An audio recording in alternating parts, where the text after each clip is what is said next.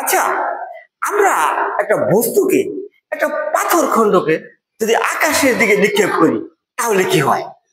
প্রস্তর খণ্ডটা কিছু দূর উপরে উঠে এবং একসময় নিচে নেমে আসে। আচ্ছা চলো এই পাথর খণ্ডে কি ঘটে একটু আমরা আলোচনা করি। ধরি এটা একটা বস্তু, যদি আমরা নিক্ষেপ করি তে এইখানে কিন্তু আমরা গতি শক্তি দিই, এটা গতি শক্তি প্রাপ্ত হয়।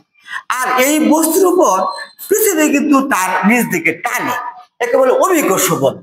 তাহলে যখন এটাকে আমরা নিক্ষেপ করি তখন অভিকর্ষ বলের প্রভাবে এই বেগ কমতে থাকে, ধীরে ধীরে কমতে থাকে এবং এক সময় এখানে বি সমান সমান 0 হয়।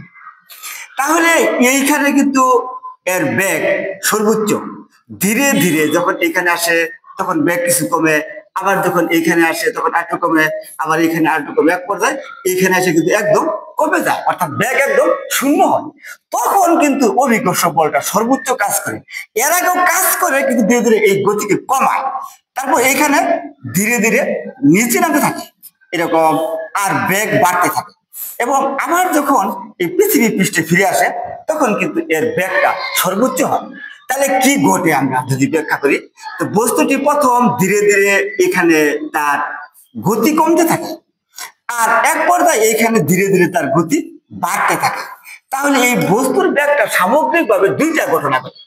এক পর্যায়ে সময়ের সাথে সাথে বস্তুর বেগ কমে, এই বস্তুর বেগ যে কমে তাকে বলে ঋণাত্মক ত্বরণ।